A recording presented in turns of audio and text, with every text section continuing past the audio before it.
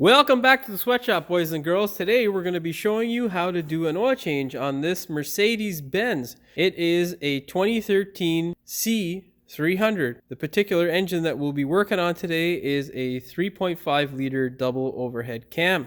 Let's get started. First thing you need to do here is to pull this cover off. Once you have the cover off, you can now access your oil filter and your oil cap easily. Take your oil cap off and then twist off your oil filter. That's not gonna happen. Once you get your oil filter loose, because it was tightened by the Hulk the last time this thing was serviced, just twist it loose slowly. The reason why we do this now before we go to the bottom and drain the oil out is so that the oil in the oil filter housing will drain off and it's not gonna spill everywhere. At least that's the hope. Just keep twisting it slowly until she comes loose. Then just leave it cocked a bit so that it'll drain off in there. And then we send this bad boy up and drain that oil. Now, once you have it up in the air, all you gotta do is pull this tray off. You can do this on the floor, but I've struggled enough in life, so I'm not gonna do that. Take the 8mm bolts out of the under tray here.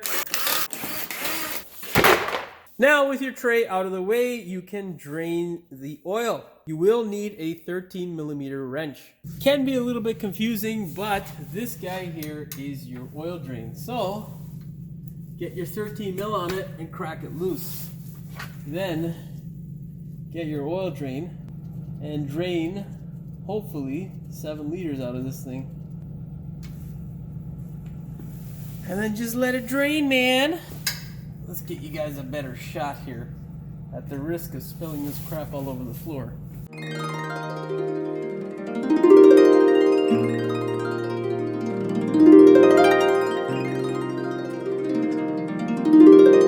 Now there is a lot of oil in there, so you can let it drip like this for quite a while.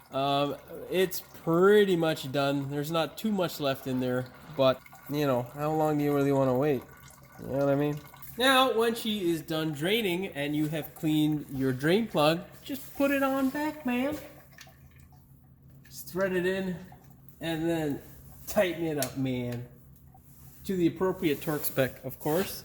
You can find that information online. I don't know what it is. The appropriate torque spec is what's in my head. The one thing I can tell you is don't over tighten it and strip the nut, because that'll be a really bad day. And now, put the tray back.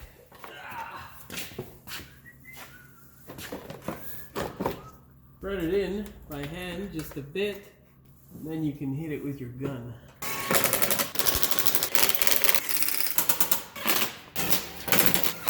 With the tray back in place, you can put her back down on the floor. Alright, it's now our favorite time, replacing that oil filter. I like using a baking tray. Reason being is that if the oil is going to drip out of that stupid thing, it'll drip into the baking tray and not all over your engine bay. Makes life a little bit easier and you don't have to clean up so much crap. Just pull it out nice and slowly, make sure it's not dripping all over the place. If you did the first step and actually loosen this thing, you won't have a bunch of oil dripping out of this thing now. Yank on it! Oh my god. Second step, get that O-ring off. All you need is a little pick.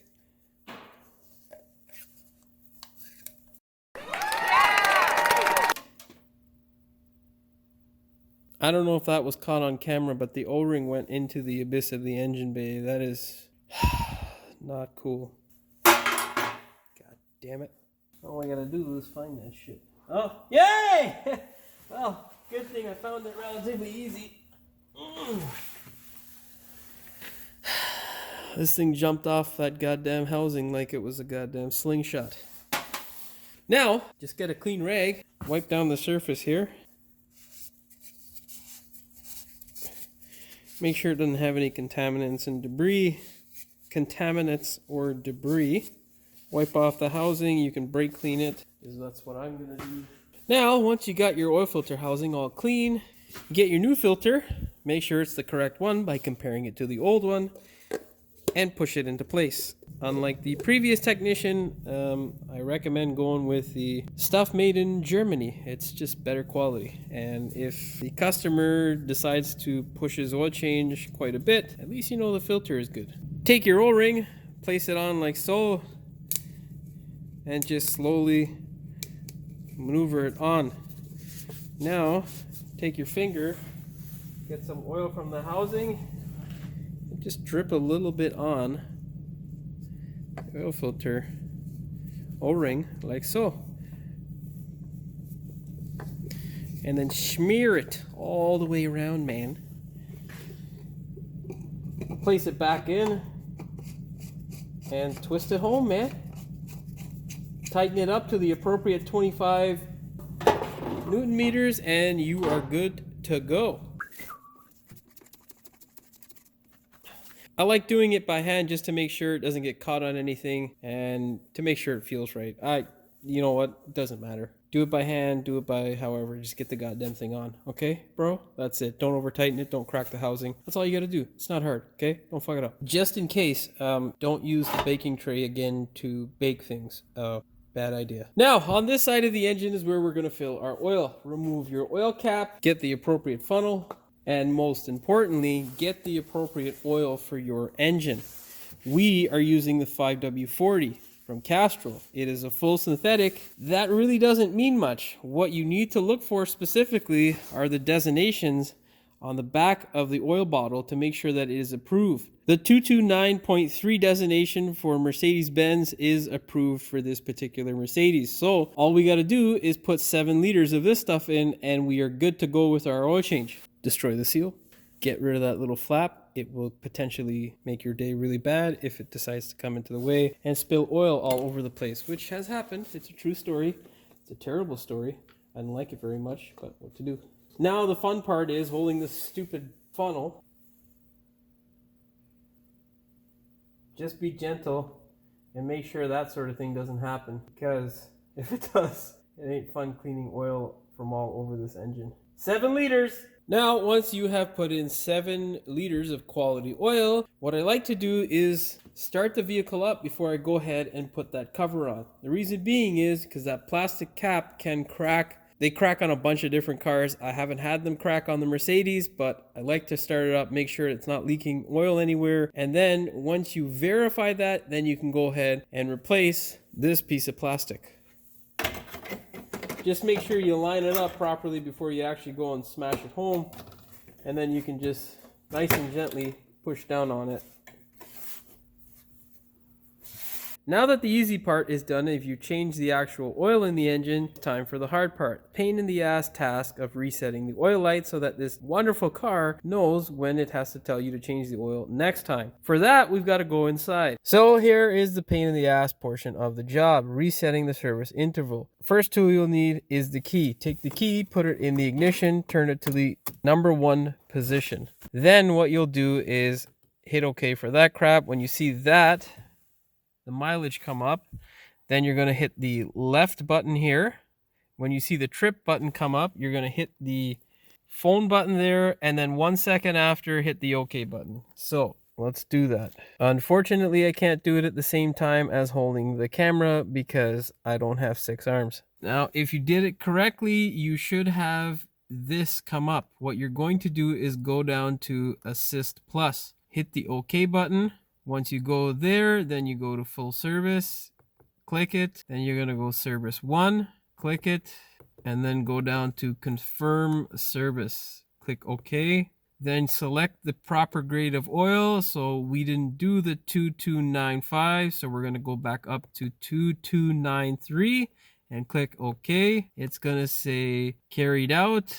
You go yes, and then go OK. Then you go down to confirm, press OK, and that's it. It is reset, and now you can give the customer back his car or drive your car, whichever one it is. It's not the hardest thing in the world to do, but it is kind of annoying because there's so many little steps that are involved that you have to remember. And because I am a general service mechanic, I've got to remember this stuff for all sorts of manufacturers. So it can be a real pain in the ass. And if any of you guys out there watching this video are mechanics and you've used ShopKey on your mobile device or a laptop, you will understand my pain when I say that the ShopKey can be a real pain in the ass and it makes you want to rip your hair out, or whatever's left of it for that matter. But yeah, good luck out there. If you like the video, please like, share, and subscribe. And don't forget to hit the notification bell so you never miss one of my new videos. We'll see you in the next one. Peace! Why the fuck did I just repeat that? Good question. Well, let's do that over again. Easily. The oil cap was accessible before, Jimmy, but whatever. Take your 8mm bolt. Yeah, I'm not filming in here, motherfucker. That's all you got to do, bro. If you guys are watching my previous oil change video, you might know that, but my analytics say otherwise. So yeah, hopefully y'all come around and, you know, start watching that shit, motherfuckers. Shit. Let's pause that, Jimmy. We ain't got a giant memory card. What the fuck is wrong with you? Now on this side of the engine right here is where you fill your oil. Obviously, remove your oil filler cap first. It's so stupid. Put in a filter. Filter? What? This designation, the 29, I missed a 2 right on fucking camera with the bottle in front of me. That is just amazing. It is important to get the right designation. This, for our particular vehicle, is the correct designation. The 299. Fuck, I did it again. Why did I didn't even have to move it. I just fucking hold it there. Now we are done out here. Now we've got Mercedes computer, so I've got to do it the regular ass way like all the other mechanics out there. So we're inside the car now. All we have to do is to take the... Oh, what the fuck am I saying? Okay, we are inside the car, and the first thing is to take your key and turn the vehicle to the first position. Once you do that, you're going to take your down button. Take the music off, Jim.